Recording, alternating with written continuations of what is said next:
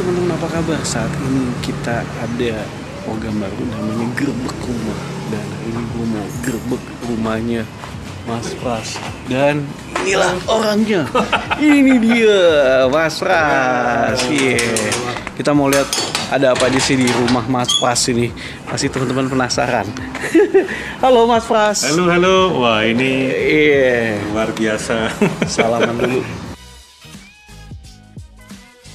Oke, kita udah masuk rumahnya dan ada Kak Uti. Halo. Baik.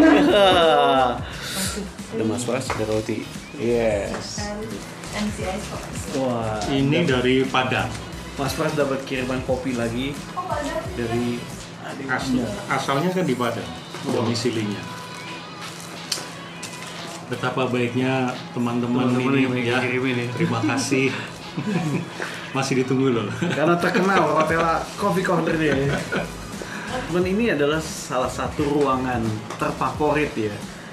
Karena di sini banyak sekali ngobrol. Saya lihat juga di sini banyak yang bikin video di Facebook Live, di YouTube juga masih di sini.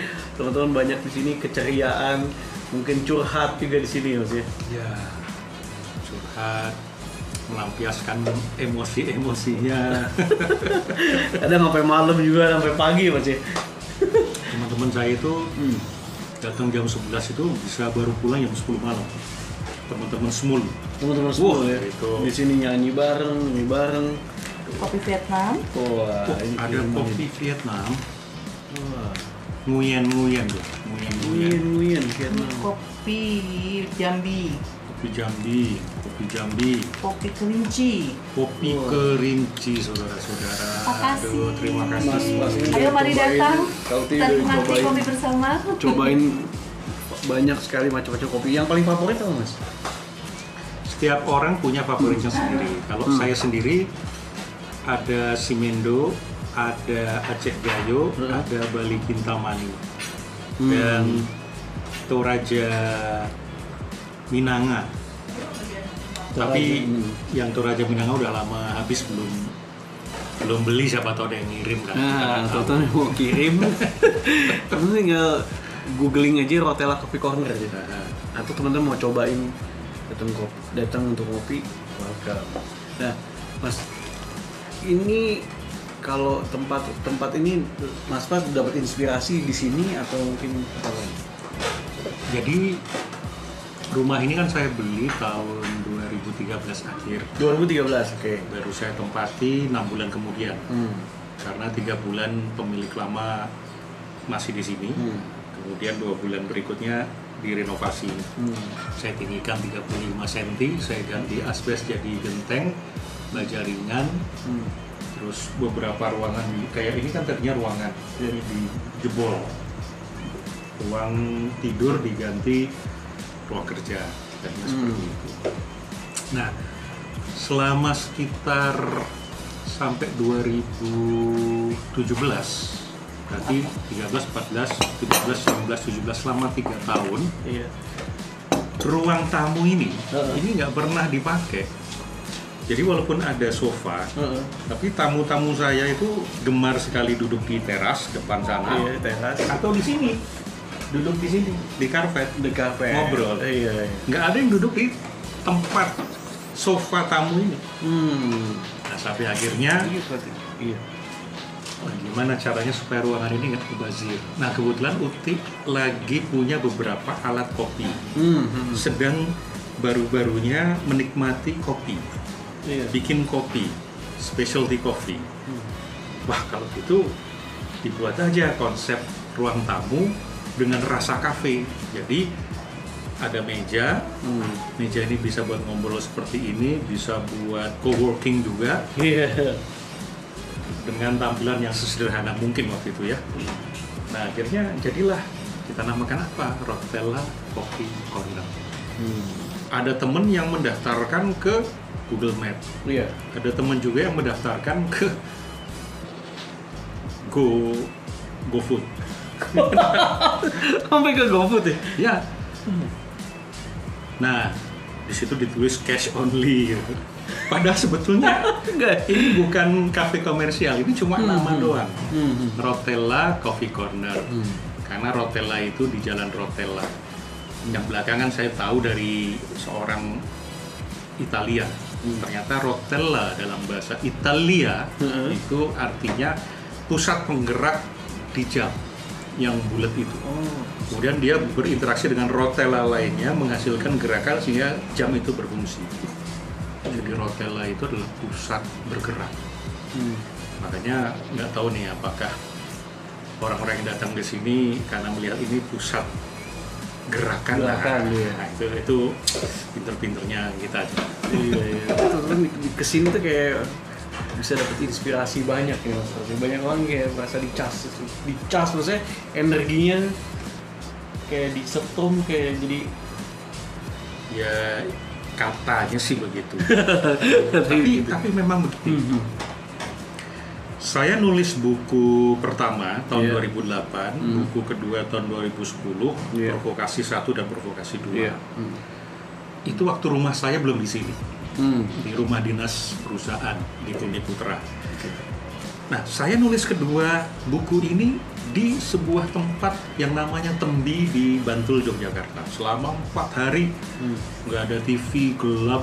Kalau malam tuh nggak ada TV, di pinggir sawah sendirian. Saya ngerjain tuh enak dan nyaman. Giliran 2018 kemarin saya mau menyelesaikan buku ketiga saya. Saya sudah booking tempat di sana selama 5 hari.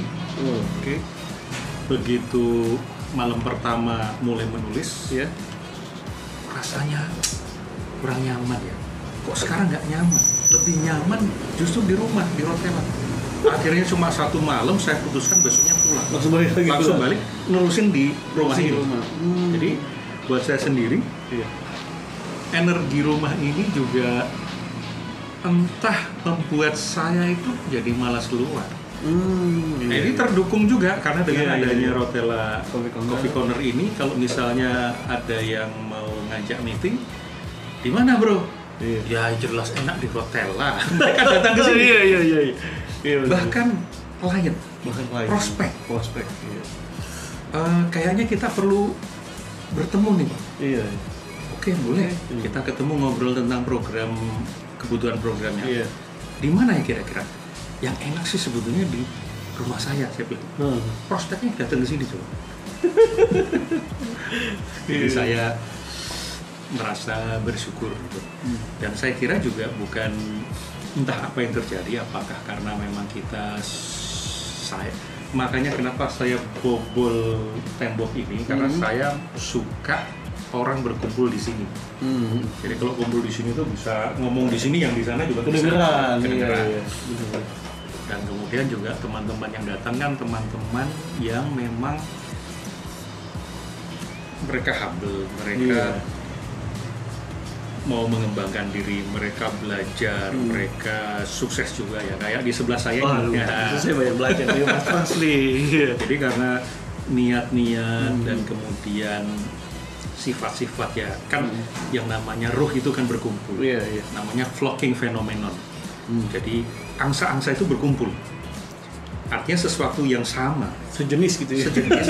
Kalau kita kan sejenis kelamin, kita berkumpul.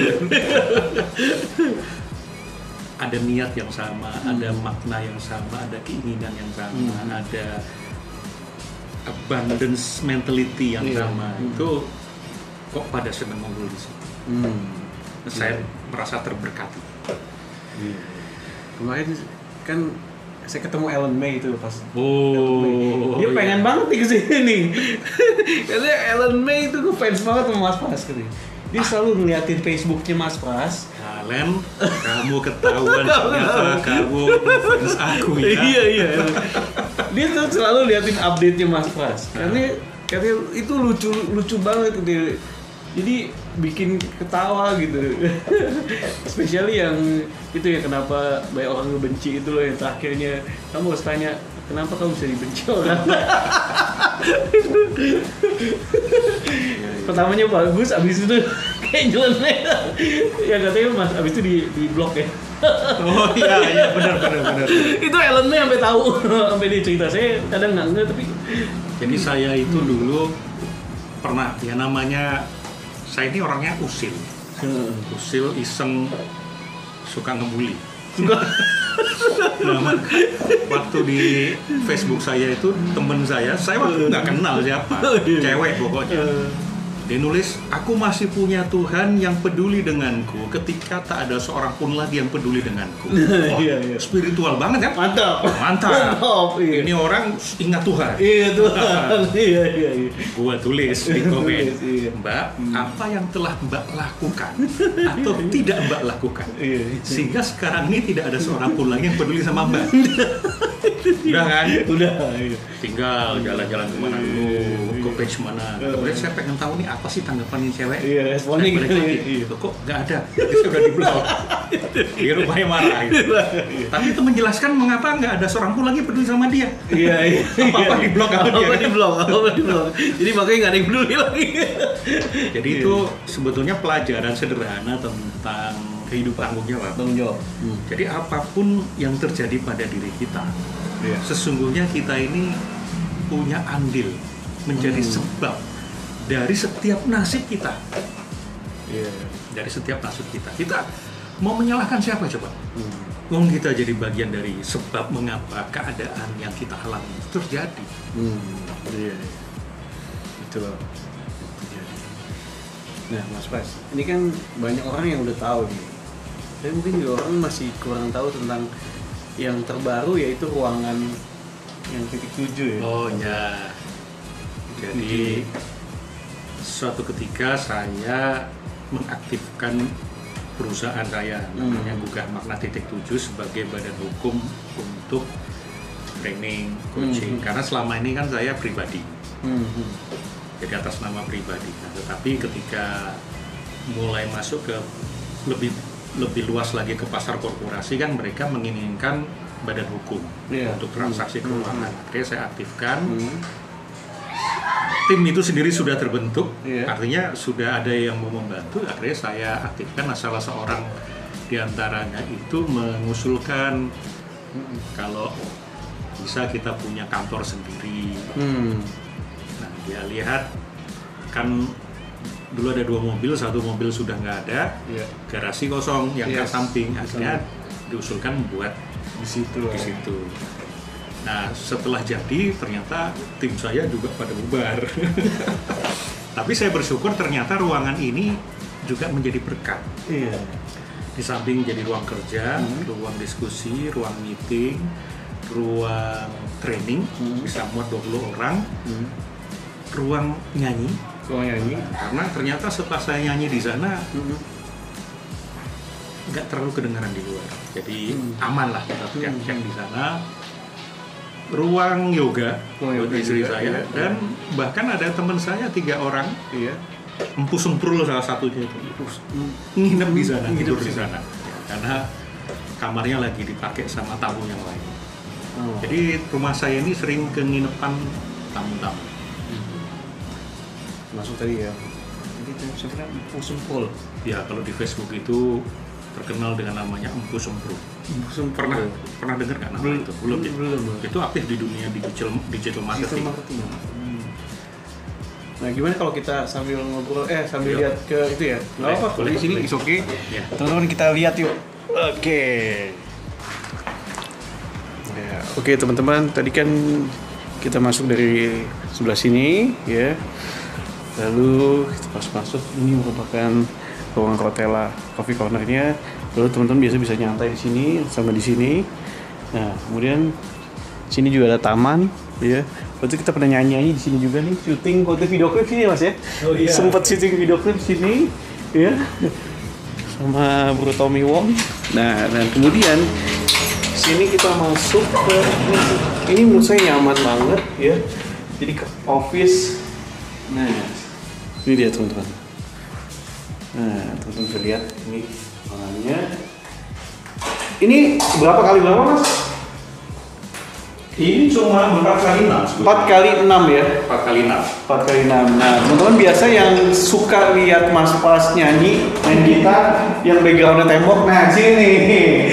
Nah, jadi di sini kita lihat behind the scene-nya saat Mas Pras melakukan aktivitas ataupun ya biasa seminar ya, biasa lihat fotonya di Facebook kan. Nah ini behind the scene-nya. Ya, kalau saya meeting kerja di sini enak. Kalau mau dijadikan kelas dikeluarin semua, mau di bawah bisa. Yes. Biasanya kita beberapa kali nyewa kursi. Oh, Itu kan sehari cuma 15.000. ada yang kursi santai banget yang besar apa yang Iya, kecil sih? beanbag ada. Beanbag ya, beanbag tuh. Dan beanbag, kursi bawah itu semua juga dikasih orang. Dikasih Rio. Rio itu petinggi MCI. Ya inilah Ini. kalau saya mengajar ini saja sudah disambut. Yeah, when you get serious, you get stupid. Wah, So, apa maknanya mas? don't be serious Jangan- with your life. Mhm. Too serious because when you get serious, gak bisa melihat dari sudut-sudut pandang yang lainnya. Oh, Kalau serius itu sebenarnya kita sedang dibajak suatu perasaan takut kalau gagal, perasaan ingin sempurna, iya. harus. Nah, ketika kita terbajak dengan perasaan itu, justru otak-otak neokorteks kita lumpuh, sehingga kita tidak kreatif, tidak berpikir. Maka santai, relax, playful itu justru membuat kita kreatif, kita mampu belajar, kita bisa berkarya lebih optimal lagi. Wah. Makanya di pilpres ini juga jangan terlalu serius. Jangan terlalu serius. Playful. Iya. Life must go on. When you get serious, you get serious. Jadi mesti nyantai. Sama, jadi bikin suasana gini juga kayaknya relax banget karena teman-teman bisa lihat di sini view-nya taman juga. Ya, jadi kayak nuansa yang berbeda ya, maksudnya. Ya. Di situ bisa ngopi, di sini bisa relax, Relax. sambil belajar, sambil Itu kan model Jepang tuh di sana itu kaca saja. iya, di sini kaca-kaca aja. Perasaan yang belajar itu tidak terkarantina. Iya, Sudah orang lewat tuh masih bisa lihat. Hmm. Jadi dibuat se-egaliter mungkin, senyaman mungkin, senatural mungkin. Gimana nih bisa dapat inspirasi kayak gini nih mas? Tidak murni dari saya, tapi kebetulan saya punya jatuhnya sih keponakan ya. Iya, ponakan. Itu yang saya, karena dia kerjanya juga bikin kontraktor gitu, maka saya minta untuk membuat, karena kan sederhana nih. Iya. Sederhana tapi nyaman banget gitu. Iya, jadi setelah saya brief, kemudian dia terjemahkan, Iya. dan kemudian dikasih ide seperti ini warnanya. Iya. Kalau yang tembok ini Utik yang minta. Oh. Istri saya minta kalau bisa ada tembok yang asli. Ini tuh. Nah ini makanya dikasih tembok seperti ini. Iya. Nah yang tadinya rencana mau saya kasih hiasan segala macam, akhirnya nggak tega sekarang saya ngasih hiasan, karena Kayak gini ini udah nyaman banget. sudah apa adanya. Iya. Apa adanya, nggak bercitra apa-apa. Iya. Untuk nginep pun juga enak ya. Iya. 20 orang di sini. Iya. 20 orang lah sih. Bisa. Wow. Mantap. Nah, untuk di sini pun juga masih terus rutin ya mas ya untuk training kelas-kelas ya. Ya. Nah, dalam waktu dekat apa aja sih mas yang ada nih kelas? Nanti kan sebentar lagi di bulan puasa. Ini Iya. kebetulan kalau kelas publik itu saya tidak terlalu banyak karena pasar saya di korporasi. Korporasi ya. Jadi yang publik itu yang terakhir kemarin tuh kelas provokasi namanya Leadership Inside Out, Iya. sudah lewat. Saya kosongkan bulan ini karena saya keliling-keliling Jawa Timur dan Jawa Tengah. Nah baru akan saya bikin lagi nanti bulan puasa. Oh, bulan puasa. Bulan puasa itu nggak apa-apa. Saya sudah pernah mencoba bikin pelatihan di bulan puasa juga nggak apa-apa. Iya. Nggak haus juga, nggak lapar juga. Maka saya mau bikin kelas membaca sifat melalui wajah. Membaca. Nah, for info nanti bisa hubungin nanti di Facebooknya Facebook Mas saya. Prasetya M. Brata. Nah, oke, kita mau keliling lagi Mas. Yang pasti ini mantep banget teman-teman. Walaupun 4x6 ya, cuma 4x6 tapi kenyamanannya itu loh. Ya, bahkan pernah kita dapat klien Iya. sebuah perguruan tinggi negeri di Jakarta. Hmm. Mulai dari rektor, wakil rektor, Iya. dekan, wakil dekan, itu sebanyak 40 orang. Iya. Itu mau minta training kan tentang Iya. leadership. Heeh. Saya sudah mempropose hotel. Udah fokus hotel, Mas ini udah iya. Rektornya bilang, Heeh. Mas bisa nggak kalau di hotel? Wah. Bu, kalau 20 Ini merinding loh, Mas. Nah, rektornya kan perempuan ini. Iya. Bu, tapi kalau 20 itu kemarin aja waktu kita publik itu ada 18, itu juga udah penuh. Oh nggak Iya. apa-apa, karena rasanya kok beda. Iya. Memang pertama kali waktu kami datang kan kemudian Bu Rektor sama salah satu wakil rektornya ikut yang publik. Iya. Begitu selesai ikut publik langsung minta saya untuk 2 batch untuk para petinggi-petingginya. Tingginya. Oke. Nah, mintanya di hotel lah. Karena memang kami waktu datang tuh kok masa di rumah sih trainingnya. Tapi setelah kita jalanin, yo kok enak ya beda. Lebih enak ya. Beda sama suasana hotel. Iya. Dan Hotel kayak terutama- serius ya. Kalau hotel kayak agak serius. Ada homey dan terutama kopinya. Itu yang nggak ada di hotel. Itu yang di Bali ya. Iya. Ya alhamdulillah akhirnya 2 batch kita para petinggi-petinggi universitas itu ya ada di sini. Nah, inilah teman-teman. Nah, teman-teman mesti cobain ya. Dan ikut kelasnya nanti. Karena bisa ngerasain energinya itu loh ya. Ya Mas ya. Saya juga heran. Hah.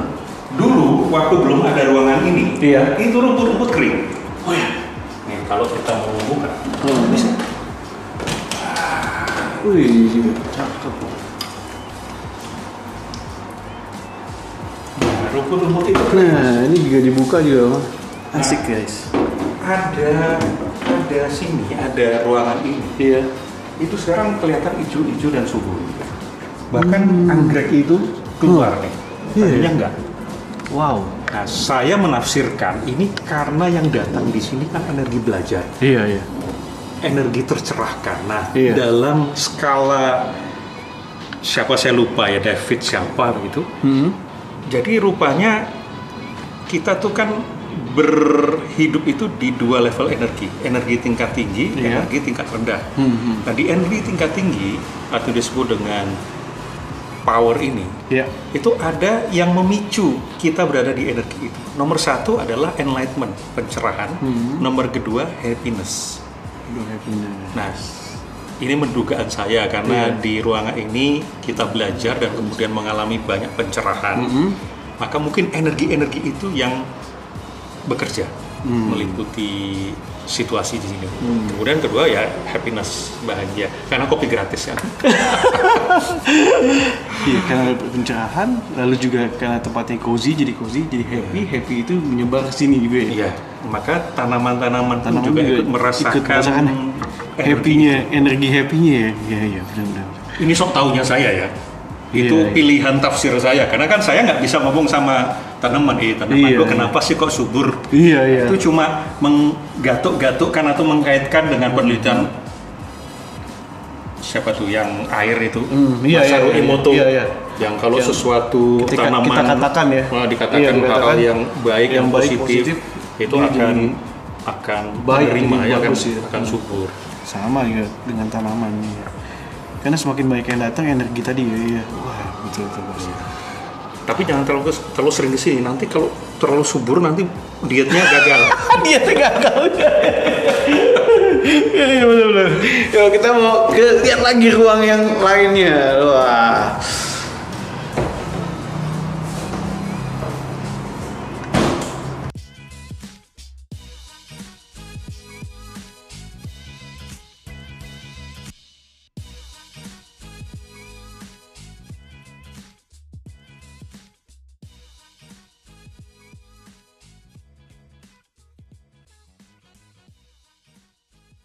Oke, kalau tadi kita udah dari ruang titik 7. Nah, sekarang kita masuk lagi ini menuju ke ruang tengah ya, area tengah nih Mas ya. Nah, di Ruang tengah ini di samping banyak koleksi buku, koleksi iya, ingat, koleksi ya. bukan di semuanya belum tentu saya baca, tapi yang penting koleksi. punya dulu. Iya. Ini dulu waktu belum ada ruang kantor itu tempat training. Jadi Oh iya, kita saya sempat lihat ya, Mas, ya? Ya, 24 orang bisa di sini. Di sini semua. Ya meskipun dengan kipas angin ya, Iya. walaupun ada AC tapi ternyata nggak kuat pastinya itu. Nah ini pusatnya di sini, pusat feng shui-nya di sini. Feng shui sini ya sih. Nah ceritanya dulu itu pemilik lama ini punya lukisan Avandi. Oh. Ini lukisan Ka'bah. Hmm. Sebelum saya itu sudah ada satu orang Bali yang udah DP-in rumah ini 100 juta. Oh, 100 oke. juta. 100 juta. Nah begitu saya datang, saya merasa srek. Biasanya kalau saya nyari rumah itu paling 15 menit. Nah, udah gitu kan. Iya. Ini bisa 1,5 jam ngobrol sama pemiliknya. Terus saya, wah ini sudah di DP-in ya, padahal saya pengen. Dan saya tuh cuma punya 25 juta. 20 apa 25 ya? 25 juta. Akhirnya dikasih ke saya coba. Padahal udah 100 Padahal sudah, akhirnya 100 juta dikembalikan ke mereka. Nah rupanya mereka ini sebelum melunasi tuh dia manggil ahli Feng Shui. Dan rupanya pusat hokinya adalah di sini, khususnya di lukisan Ka'bah. lukisan ini. Nah, tapi karena lukisan asli Avandi ini mahal sekali dan ya pasti yang punya juga membawa kan, Iya, dan iya. dikasih saya. Tapi untuk mengganti akhirnya saya cari orang yang bisa melukis. Jadi ini nggak beli jadi. Jadi saya cari pelukis, kemudian ada shopnya teman saya pelukis, kemudian saya bawa ke sini, saya cerita filosofi segala macam, dia terjemahkan, akhirnya dia membuat lukisan seperti ini. Dan setelah dia melukis, dia sakit demam. Nah, rupanya filosofinya kenapa seperti ini? Iya. Semakin ke tengah itu akhirnya melebur jadi satu, tidak ada warna lagi, jadi putih semua. Artinya kita ini manusia, meskipun dari tempat yang berbeda-beda, ketika kita mendekati Tuhan itu kita menjadi serupa, jadi sama. Nah begitu juga dengan kita sudah dianugerahi Indonesia kan, Yes. berbagai macam suku bangsa, agama segala macam itu. Agama bisa berubah, tapi kebangsaan kita kan nggak bisa berubah. Kita Betul, tetap betul. orang Indonesia. Iya. Maka walaupun kita berbeda-beda suku, berbeda-beda agama, berbeda-beda macam-macamnya pekerjaan, tapi ketika kita sudah mendekati Tuhan, kita sebenarnya sama semua. Bhinneka Tunggal Ika. Bhinneka Tunggal Ika. Wow, amazing banget nih. Kalau gambar yang atas, Mas? Itu tadi. Ini gambar dunia yang penuh dengan perbedaan-perbedaan warna. Yang ketika ini sudah masuk ke Sentral lampiran itu ya. di sini, warnanya itu tetap ada, tetapi mostly secara keruhanian kita ini menjadi memutih, menyama semua, bahkan tidak kelihatan. Ini mirip dengan filosofi di Borobudur. Di Borobudur itu kan ada 3 stupa. Kamadhatu, biasanya reliefnya itu masih relief keduniaan, seks segala macam itu, pertempuran. Kemudian naik sedikit menjadi rupa datu, sudah mulai lebih ke kemanusiaan, belajar, self actualization. Tetapi begitu naik ke stupa yang paling tinggi, tidak ada lagi kepala kan. Itu menandakan bahwa ini level arupa datu, sudah tidak ada bentuk lagi, tidak ada perbedaan-perbedaan lagi, tidak ada rupa lagi. Arupa datu kan tidak ada rupa lagi. Itu level spiritual. Ya kurang lebih sama filosofi di Kristiani juga. Saya kira banyak hal yang sama kalau secara keruhanian. Hanya konsep tentang ketuhanan saja yang masing-masing sistem keagamaan ini menjelaskan berbeda-beda. Tapi kita menyembah pada Tuhan yang realitasnya itu sama. Nah, sampai sekarang ini sering juga dipakai untuk kumpul-kumpul juga di Mas area sini ya. Ya, ini ya buat makan, ngobrol, baca. Kalau anak-anak datang, anak-anak dari teman-teman ya paling nonton TV. Kalau saya, Nah, ini nih tuh. bukan saya main piano, tapi Bunga guru vokal saya latihan ya saya di sini dengan sound system ini. Sound system ya. Wah, mantap. Tuh. Nah, kalau menurut Mas Pras sendiri, kunci kebahagiaan apa, Mas?